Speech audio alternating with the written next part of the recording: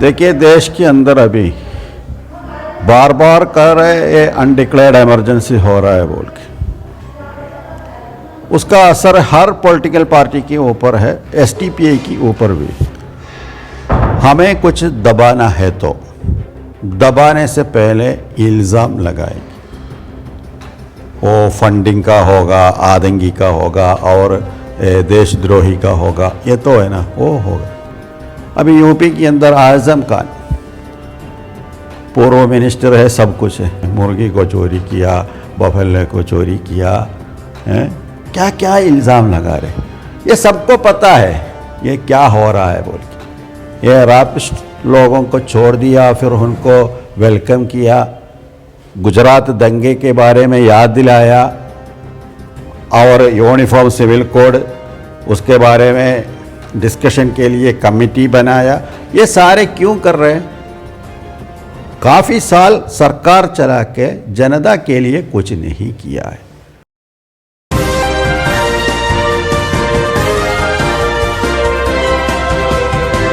पल न्यूज़ से मैं हूं आपके साथ नदीम अकरम।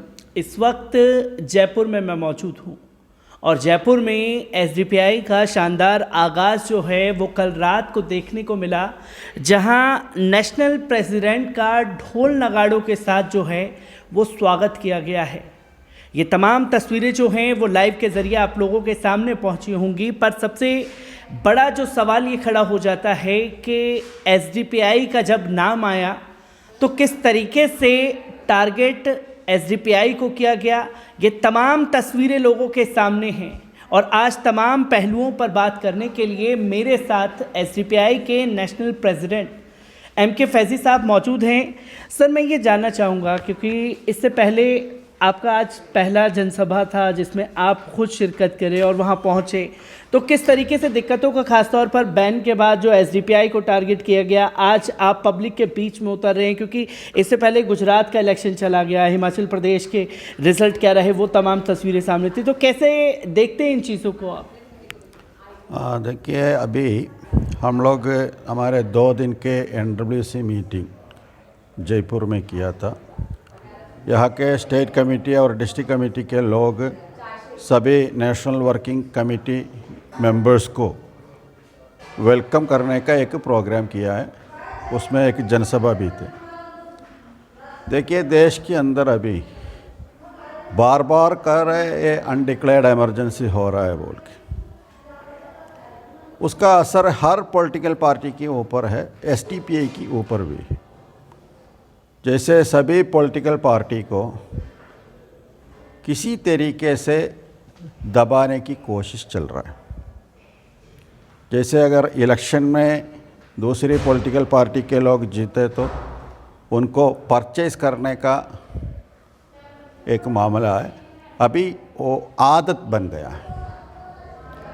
अभी एमएलए को परचेज़ करना, उसका मतलब ये डेमोक्रेटिक सिस्टम को ख़त्म करना बोल के बात नहीं आ रहे, बल्कि बीजेपी लीडरों की, ख़ास तौर पर अमित शाह जी की एक क्या है, एक हिकमत है, नहीं है तो उनका पॉलिटिकल कैपेसिटी के बारे में बात हो रही है। ये हर पॉलिटिकल पार्टी के ऊपर है, कांग्रेस के ऊपर हो रहा है, तो अलग अलग पॉलिटिकल पार्टी के ऊपर हो रहा है। एसटीपीआई के ऊपर भी कुछ ना कुछ रीज़न बोल के परेशान कर रहे हैं, प्रॉब्लम कर रहे हैं। फिर भी हम लोग देश के अंदर सभी स्टेटों में अभी हमारे काम चल रहा है। ये सभी प्रॉब्लम के साथ हमारे काफ़ी लीडरों को अलग अलग इल्ज़ाम लगा के अरेस्ट किया है और काफ़ी लोगों को यूएपीए लगाया है। ये तो हो रहा है। उसके लिए सरकार कुछ रीज़न बता रहे, क्योंकि ये लोग अच्छा काम कर रहे हैं बोल के तो यूएपीए नहीं लगा सकता है जी। इसलिए यूएपीए लगाने से पहले कुछ ना कुछ इल्ज़ाम ये सभी पॉलिटिकल पार्टियों के ऊपर कर रहे हैं। देखिए, अभी तेलंगाना में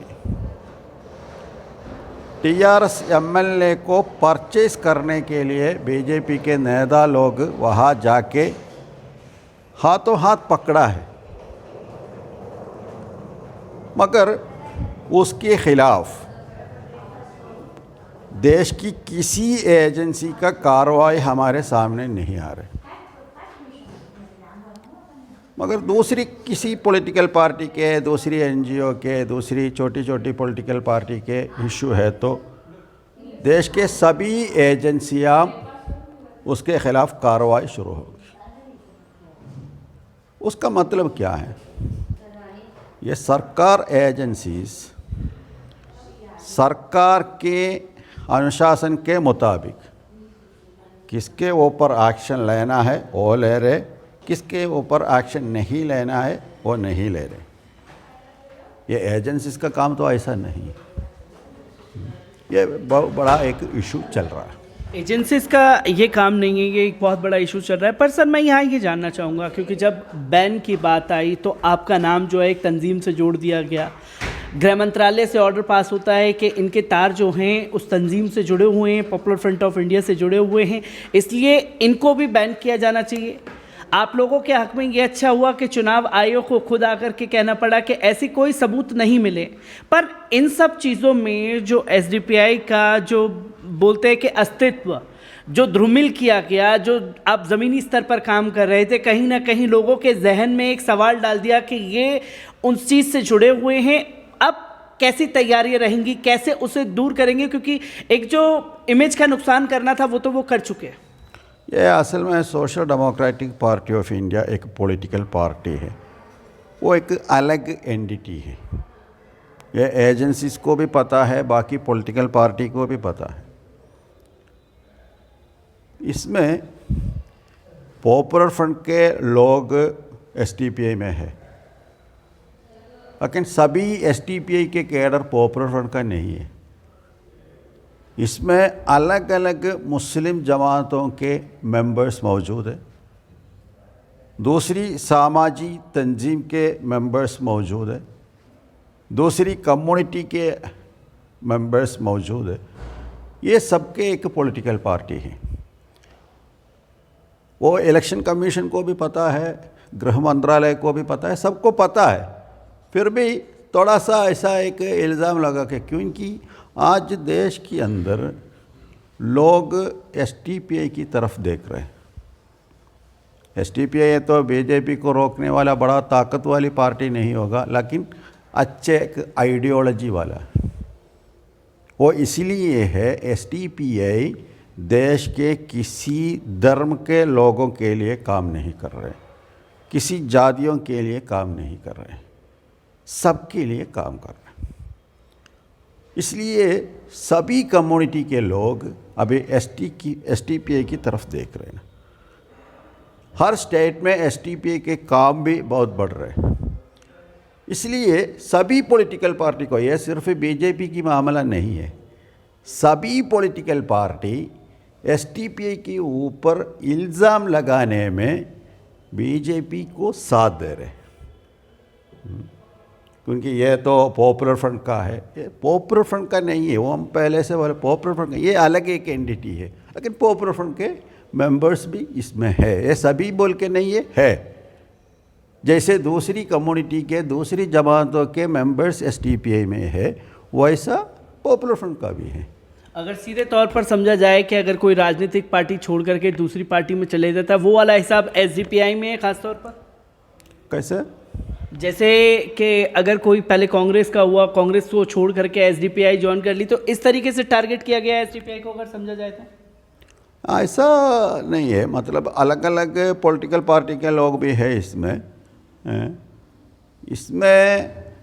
क्योंकि अभी हमारे देश के अंदर ख़ास तौर पर मुस्लिम और दलित कम्युनिटी को एक बात समझ में आ जाए, बीजेपी तो हमें परेशान कर रहे हैं, बीजेपी हमें दबाने की कोशिश कर रहे हैं, मगर बीजेपी से हमें बचाने के लिए देश की किसी सेकुलर पार्टी को आज एजेंडा नहीं है, ताकत नहीं है, एजेंडा नहीं है।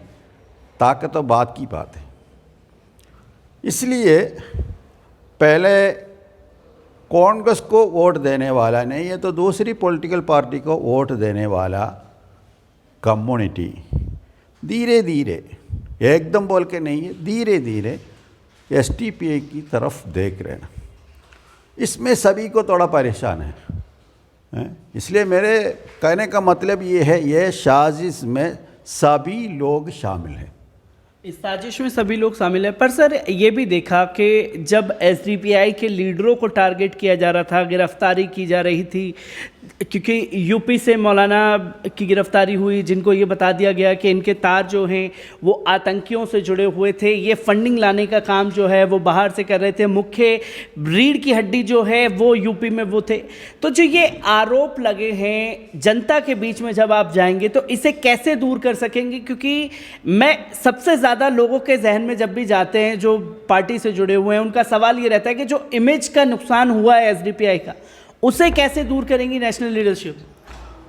असल में मैं शुरुआत में बोला है ना, हमें कुछ दबाना है तो दबाने से पहले इल्ज़ाम लगाएंगे। वो फंडिंग का होगा, आतंकी का होगा और देशद्रोही का होगा, ये तो है ना, वो होगा। देखिए ये सभी को जानते हैं, इसमें तो हमारे नाम बदनाम हो गया बोल के नहीं है, क्योंकि सरकार हमारे ख़िलाफ़ कुछ इल्ज़ाम लगाने के टाइम सबको पता है ये उनको दबाने की कोशिश में कुछ इल्ज़ाम लगा रहे। वो सिर्फ एसटीपीआई के ऊपर नहीं है, एसटीपीआई के लोगों को अरेस्ट करने से पहले कुछ ना कुछ इल्ज़ाम लगा के ऐसा अरेस्ट किया है। अभी यूपी के अंदर आज़म खान पूर्व मिनिस्टर है, सब कुछ है, क्या क्या इल्ज़ाम उनके ऊपर लगाया है। वो एक जो भी हो, एक मिनिस्टर है, पॉलिटिकल लीडर है, क्या क्या इल्ज़ाम है, मुर्गी को चोरी किया, बफेले को चोरी किया, क्या क्या इल्ज़ाम लगा रहे। ये सबको पता है ये क्या हो रहा है बोल के, इसलिए बदनाम की बात तो नहीं है। जनता के अंदर थोड़ा कंफ्यूज बनने की कोशिश कर रहे हैं, ये तो हम दूर कर रहे हैं, क्योंकि हम लोग जो एजेंडा लेके हम लोग अभी तक काम किया है वही एजेंडा लेके हम आगे भी काम कर रहे हैं। जैसे अभी हमारे एनडब्ल्यूसी मीटिंग में बहुत तफसील से ये डिस्कशन हुआ है रिजर्वेशन के सिलसिले। रिजर्वेशन सुप्रीम कोर्ट फैसला हो चुका है, लेकिन ये रिजर्वेशन इशू में सभी पॉलिटिकल पार्टी की स्टैंड क्या है ये लोगों को समझाना बहुत ज़रूरी है। फैसला हुआ है वो अलग बात है, इसमें कांग्रेस की स्टैंड क्या है, दूसरी पॉलिटिकल पार्टी की स्टैंड क्या है। ये सभी लोग कह रहे हैं हम लोग सभी मजलूम और गरीब सभी तबके के लोगों के लिए हैं, मगर उनके फ़ायदा के लिए ये लोग कुछ नहीं कर रहे बल्कि ख़िलाफ़ काम भी कर रहे हैं ना। वो समझाने की प्लान हम करना है, प्रोग्राम करना है बोल के डिसीजन लिया है। और अभी यूनिफॉर्म सिविल कोड की बात चल रहा है। देखिए ये यूनिफॉर्म सिविल कोड कहने का मतलब ये सिर्फ मुसलमान के ख़िलाफ़ नहीं है, क्योंकि हमारे देश की जो खुसूसियत है वो अलग अलग कम्युनिटी की अलग अलग कल्चर है, अलग अलग रंग है, अलग अलग फूल है देश की। ये सब ख़त्म करके एक ही बनने की कोशिश है ना, उसका मतलब हमारे देश की संस्कृति को ख़त्म कर रहा है। उससे देश को कुछ फ़ायदा मिलने वाला कुछ नहीं है, जनता को फ़ायदा कुछ नहीं है। इसलिए ये सभी एजेंडे को लेके हम लोग हमारे काम आगे लेके जाएंगे और जनता को देश की पॉलिटिकल सिचुएशन उसमें बीजेपी के ख़िलाफ़ आम आदमी पार्टी की स्टैंड क्या है, कांग्रेस स्टैंड क्या है, दूसरी पॉलिटिकल पार्टी की स्टैंड क्या है, ये समझाना बहुत ज़रूरी है। नहीं है तो हम लोगों को हमेशा ये सभी लोग धोखा देंगे। ये तमाम लोग धोखा देने का काम कर रहे हैं। पर सर अगर जैसे बात की आपने कि कांग्रेस का स्टैंड, आम आदमी पार्टी का स्टैंड, अदर पार्टी का स्टैंड क्या रहता है, पर गुजरात चुनाव को अगर आप उठा करके देखते हैं तो ये सारे फैक्टर जो हैं पूरी तरीके से फेल हो चुके हैं।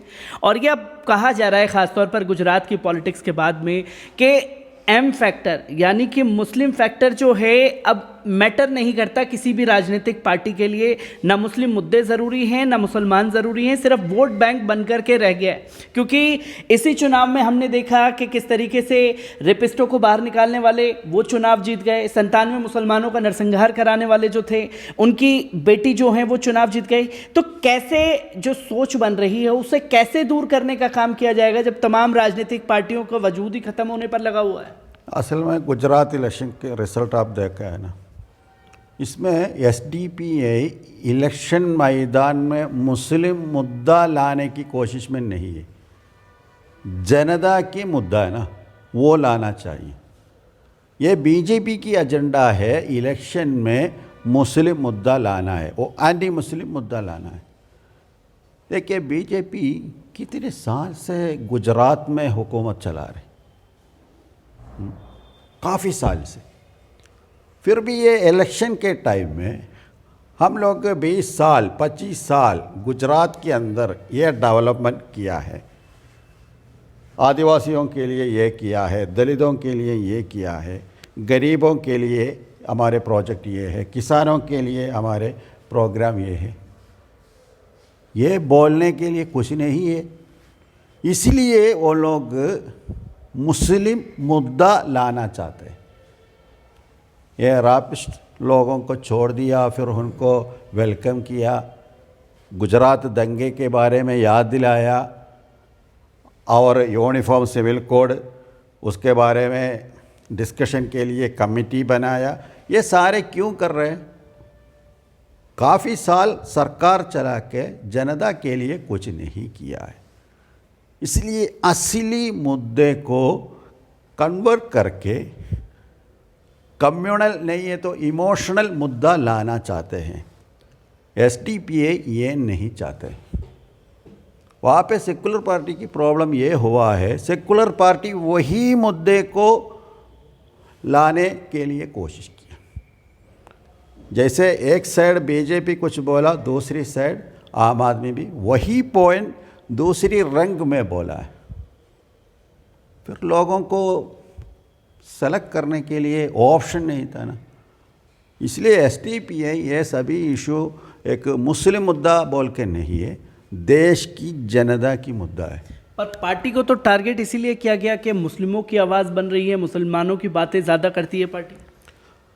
वो एक कंफ्यूज है, क्योंकि हम लोग सबके लिए बात करेंगे, उसका मतलब मुसलमान के लिए भी बात करेंगे। यहाँ पे काफ़ी लोग सबके लिए बोल के मुस्लिम इशू को एड्रेस नहीं कर रहे, दलित इशू को एड्रेस नहीं कर रहे, आदिवासी इशू को एड्रेस नहीं कर रहे। मगर हम लोग ऐसा नहीं, सबके लिए करेंगे, मुसलमान के लिए भी करेंगे। इसमें अगर मुसलमान के फेवर में कुछ बोले तो, मुसलमान के लिए कुछ बोले तो फ़ौरन ये टारगेट करके आपको ये एक चापा लगाएंगे, ये मुसलमान है वो सिर्फ एसडीपीआई की नहीं है, दूसरी पॉलिटिकल पार्टी के लीडरों को भी ऐसा टारगेट करने की कोशिश चल रहा है। जैसे राहुल गांधी को सद्दाम हुसैन के मिसाल दिया, अभी कर्नाटका में सिद्धरामैया को एक नया नाम दिया है, मुझे याद नहीं है, बड़ा एक मुस्लिम नाम दिया है, कुछ कान बोल के। ये तो होगा, अगर मुस्लिम इशू को एड्रेस किए तो फ़ौरन एक चापा मारने का कोशिश है ना, उसमें हम नहीं डरते। जो भी चापा मारे तो मुस्लिम इशू है तो मुस्लिम इशू को एड्रेस करेंगे, दलित इशू है तो दलित इशू को एड्रेस करेंगे, और आम जनता के इशू है तो वो भी हम एड्रेस करेंगे, सभी एड्रेस करेंगे। सर एक आखिरी सवाल आपसे लेना चाहूँगा, क्योंकि आगे आने वाले चुनावों में मध्य प्रदेश के चुनाव होने हैं, राजस्थान के होने हैं, और इसके साथ साथ तेलंगाना के चुनाव होने हैं, और फिर जो है 2024 की तैयारियों में जो है पूरा देश लग जाएगा। पार्टी किस तरीके से आगे आने वाले चुनावों में खड़ी होने वाली है? वो बहुत तफसील से हम लोग डिस्कशन किया। आने वाले चुनावों में, ये असेंबली हो पार्लियामेंट हो, उसमें एसडीपीआई अपने पॉलिटिकल एजेंडे को प्रचार करने के लिए काफ़ी जगह पे तैयारी कर रहे हैं। वो तैयारी स्टार्ट भी किया है। वो बहुत सख्त से, बहुत तेज़ी से आगे जाने का प्लान भी किया है। उसका मतलब हम लोग देश में क्या हो रहा है, देश बचाना है तो क्या करना है, उसमें बीजेपी और दूसरी पॉलिटिकल पार्टी की स्टैंड क्या है, एसडीपीआई की स्टैंड क्या है, वो खोल करके हम लोग कैंपेन करके काफ़ी जगह पे, हर स्टेट में काफ़ी सीटों में कंडक्ट करने का प्लान किया है। उसका तैयारी चल रहा है, पहले से तैयारी हो रहा है, लेकिन अभी बहुत तेज़ी से करने का प्लान भी हम लोग किया है। MK फैज़ी साहब हमारे साथ मौजूद थे, जिन्होंने पूरी तफसील से उन बातों को सामने रखा जो कि मीडिया के पार्ट से गायब कर दी गई। चाहे बैन को लेकर के पार्टी को टारगेट करने की बात हो, चुनावी रणनीति किस तरीके से पार्टी तैयार कर रही है, आगे कैसे चुनावों में पार्टिसिपेट करेगी, हर एक मुद्दे पर बेबाकी से अपनी राय को रखा है।